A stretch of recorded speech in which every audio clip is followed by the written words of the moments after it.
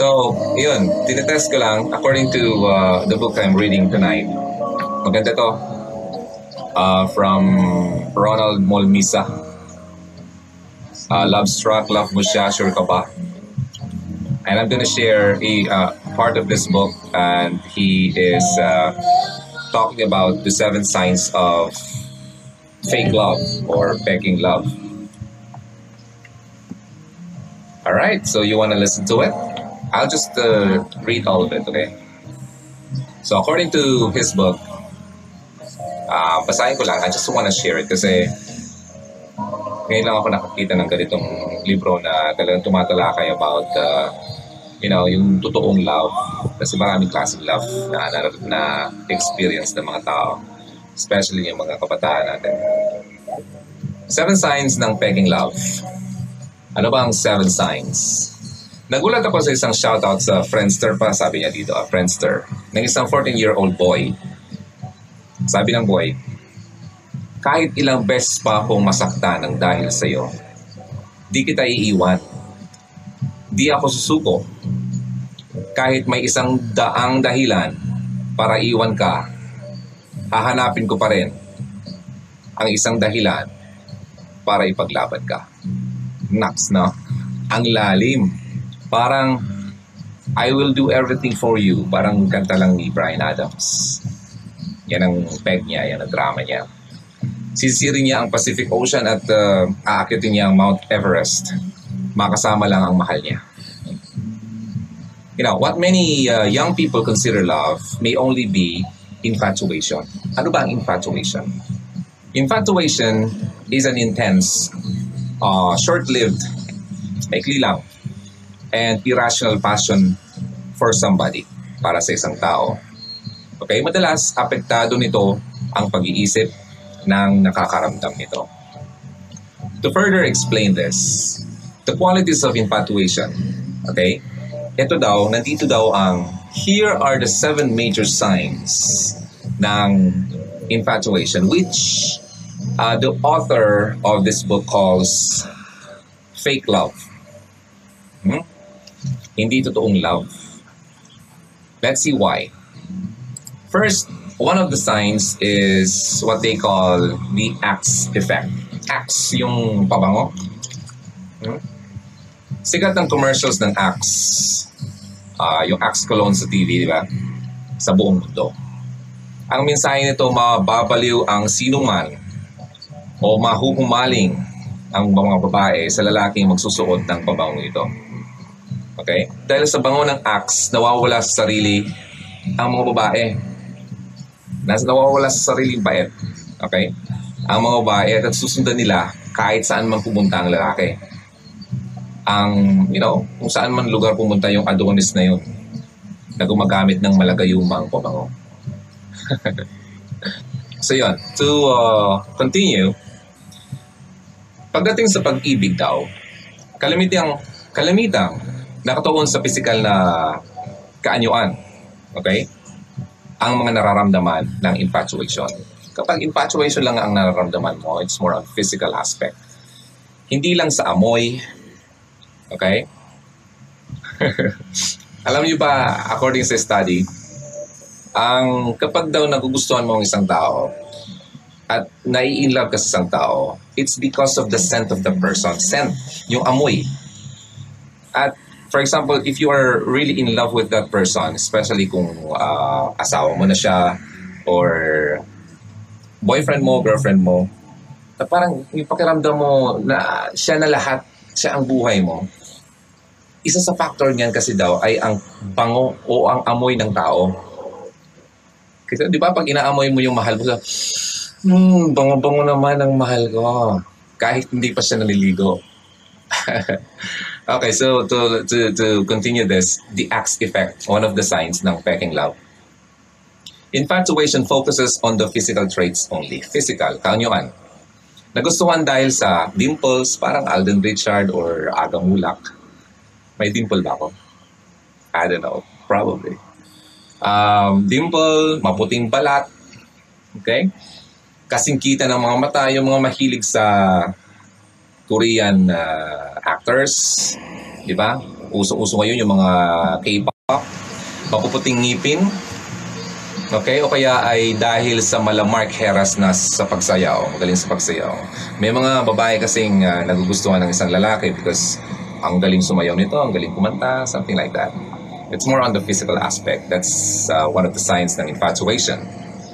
Nagugustuhan ng mga infatuated ang isang tao dahil sa kanyang piling katangian. Pero dahil walang taong perpekto, makakita sila ng ikakadismaya. Okay? Parang mawawalan ka ng gana kasi may isang pare, nagustuhan mo siya because of the physical aspect. Oh, ang ganda ng mata. But just one negative na katangian ng tao na makita mo doon, mawawalan ka ng gana bigla. Okay? Kabilang na yung, uy! Halimbawa, sabi ng lalaki, wow, ang ganda niya. Ay, may body odor pala. Naamoy ng lalaki, o di ba? Maganda, na-attract siya. But nung naamoy niya yung kilikili ng babae, nawalan siya ng gana. So yun, sabi naman ng girls, uy, ang cute naman niya. Ay, bad breath pala. Yung cute ng lalaki pero hindi marunong magsipilyo. Okay. Matapos makita ang kahinaan at masamang katangian ng nagugustuhan, nawawala ang paghangang nararamdaman. Dahil nakita na yung bad side. So, hindi yung totoong pag-ibig. It's just one of the signs ng infatuation. So, second, first yun na, the axe effect. Second, the kisap mata complex. Kisap mata. Parang blink of an eye. Tama ba? So, infatuation starts and ends fast. Bakit nga ba? Kasi nagbabago ang nararamdaman ng mga infatuated ayon sa kondisyon ng emosyon nila. Sa simula, napakatindi ng spark. Parang gumaganyan-ganyan yung spark niya ng pag-ibig. Laging may stars na nakikita ng mga mata. Tatawarin ang 1,000 kabundukan, mapasaya lang ang minamahal. Magtatalunan o ano bang tawag dyan sa jump, magsisitalunan ang mga hormones ng katawan at kanyang ipagsisigawan sa buong mundo na mahal na mahal niya ang kanyang partner. Okay? Pero matapos ng ilang araw o linggo, lubos na nakilala ang iniirog. Sasabihin sarili, hindi na siya ang dating nagustuhan ko. Nagbago na siya. Ang resulta, ayaw na.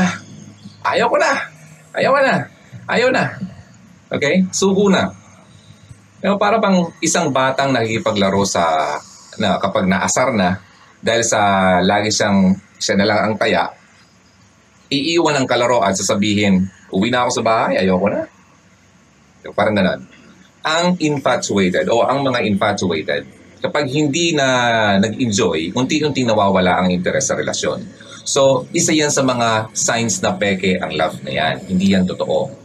So again, yung first, the axe effect, and the second is the kisap mata complex. Third, pito to ha. Third, the crazy for you syndrome. Parang Madonna lang. Crazy for you. Touch me once and you'll know it's true. Tama ba? Infatuation can make a person disorganized. Nawawala sa pagiging organized. Distracted at hindi siya ineffective. Sabog ang isip. Sabog ang isip niya. Kapag infatuated ka kasi, halos lahat ng tingin mo, feeling mo naroon siya. Ganun yun. Tumingin ka sa langit, mukha niya nakikita mo. Okay? Nakikita mo sa ulap yung mukha niya. Wow! Look at the sky. He looks like him. Alright? Kumain ka sa kantin, nakikita mo yung mukha niya sa plato. Hanggang sakali, mukha niya nakikita mo sa mga billboards at posters. In short, hibang na hibang ka. Hindi mo na maintindihan o iniintindi ang mga nasa paligid mo. Ang mahalaga sa iyo ay lagi kang masaya. And that's number 3, crazy for you syndrome. So let's move on. Number 4, just the two of us feeling. Again, just the two of us feeling. Infatuated people often isolate themselves, okay, from others or from other people. O umiikot ang buhay na magkasintahan sa kanilang dalawa lamang. Walang makakapaghiwalay sa kanila. Kahit saan magpunta, laging magkasama at parang yung sinasabing HHWWPSSP. Alam mo ang ibig sabihin nun? Holding hands while walking, pasway-sway pa. Ayun, sa school, sa mall, sa parking space, sa pagpili lang ng sa tindahan, magkasama pa sila. Kahit minsan sa pagpunta pa ng CR, naka-HHWW pa sila. They tend to lose interest in things that used to motivate them. Dati, itong ginagawa nila na motivate sila nito, but then, nung na-in-love sila sa isang tao, nawala na yon kasi ang buhay nila doon na lang sa tao yon. Okay? Binitiwan na kasi nila ang dating pinagkakabalahan at nakatuon na lamang sa relasyon. Hindi na napapansin at nabibigyan ng sapat ng atensyon ang mga ibang mahal sa buhay. Like when you are in love, ang nakikita mo lang yung mahal mo, nakakalimutan mo na yung pamilya mo, yung dating mga kaibigan, yung dating kasama mo. Okay, kung dati-rati laging present sa mga family affairs, ngayon, kailangan pang itanong sa boyfriend o girlfriend, love, pwede ba akong sumama sa kanila? Pwede ba akong mag-attend ng ganito? Dahil meron ng beloved.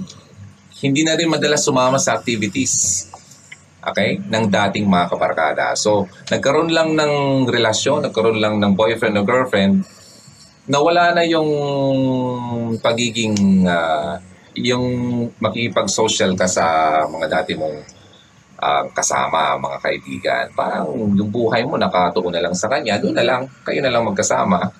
Hindi yun tunay na pag-ibig. Okay? That's not true. I mean, it's not real. It's fake love. Kasi the author of this book calls it parang infatuation. Okay? 7 signs ng peking love. The Axe effect, Kisap Mata complex, Crazy for You syndrome, and that's just the two of us feeling. Next, the need you hear sickness. I need you hear sickness. Kung peke ang pag-ibig o pag-ibig, madali itong mawala kapag magkalayo ang magkasintahan. Mababaw ang pundasyon ng relasyon dahil nakatuon lamang sa pisikal na aspeto. Yung kaanyuan lang, doon lang sila nakabase. Okay, so madaling mawala yan. Mababaw lang ang foundation nila. Kapag hindi na nakikita, nahahawakan o nakakausap ang partner, unti-unti nang nanlalamig. Parang ganito, malamig kasi pumapagyo. Ang damdamin hanggang sa mawala ang interes. Pero ang tunay na pagmamahal ay hindi kayang pantayan ng distansya. So marami nga siya na long distance relationship pero sa kabilang dako ng mundo yung kasintahan pero hindi nawawala yung love nila kasi totoo yung nararamdaman nila sa bawat isa. So that's true love. But when you are only experiencing infatuation, that's not real love. It's very shallow ang foundation. Kaya kapag di mo na siya nakita, wala na yung interest mo, limot mo na siya. Pero ang tunay na pagmamahal ay hindi kayang patayin ng distansya. Kahit ilang taon pa kayong hindi magkita, kung talagang tunay ang iyong pagmamahalan o nararamdaman, gagawin yung dalawa ang lahat para mapanatili ang pagtingin nyo sa isa't isa. So that's the need you hear sickness. So again, to simplify, the need you hear sickness, ibig sabihin mababaw lang ang pundasyon at kapag hindi mo na nakikita ang kasintahan mo, nawawala na siya ng paunti-unti. So next, last 2. Kung ayaw mo, huwag mo.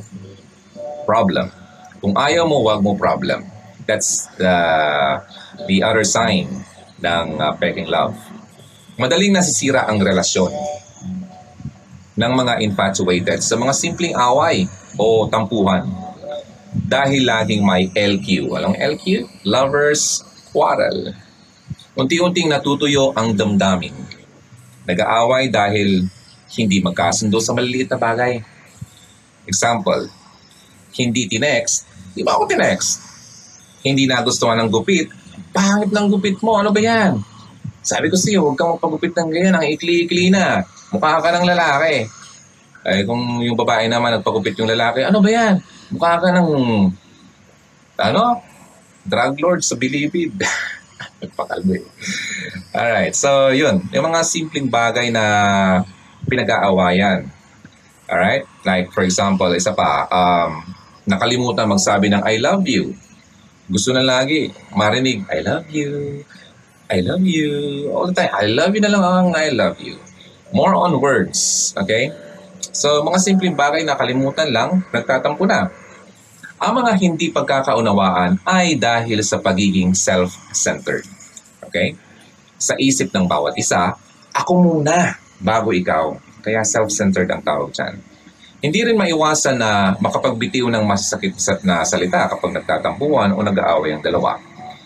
Pagkatapos ng away, parang ang batang magbabati. Sorry na love. Ganon. Pero nasabi mo na yung masakit na salita. Then after that, saka na naman mag-sorry. So, napakababaw lang ng ganyang mga klaseng pag-ibig.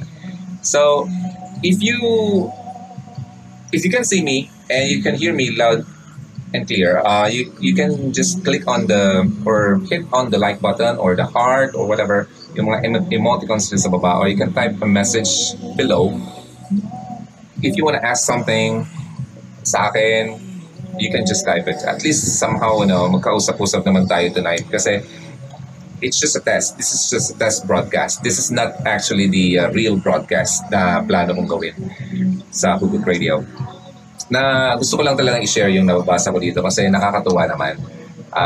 Marami sa ating gustong-gustong makarinig ng mga payo about love kasi sino ba namang hindi gustong makarinig ng mga magandang payo or tips about love kasi when you are in love, you feel great, di ba? Ako nga. Am I in love? Yes, I am. I don't know, pero honestly, yung relationship ko ngayon, I am single, but I love someone. But medyo complicated. But you know what? The real love is, loving God first. Because love starts sa Kanya. Yun. If you love Him, you'll be able to love someone else better. And of course, yourself too. Now, saan na ba tayo? Medyo nawawala ako lagi. Pasensya na ha. But I hope you understand. Asan kayong lugar ngayon? Could you please tell me? Kasi para malaman ko naman kung saan kayong lugar. Actually, I live in Albay and right now it's raining so hard dito sa labas ng bahay kasi meron kaming bagyo. It's signal number 1. Wait.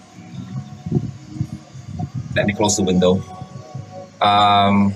Signal number 1 tonight and it's signal number 2 daw bukas. So let's see.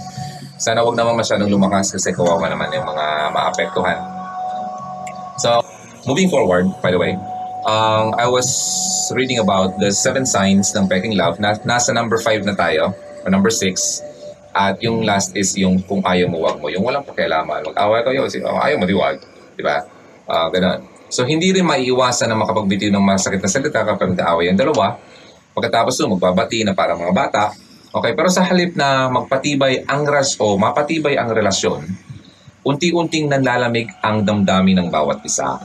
Kasi hindi nga malalim ang foundation nila. Okay? Ang laging pag-aaway ay tanda ng lumalaking lamat sa relasyon.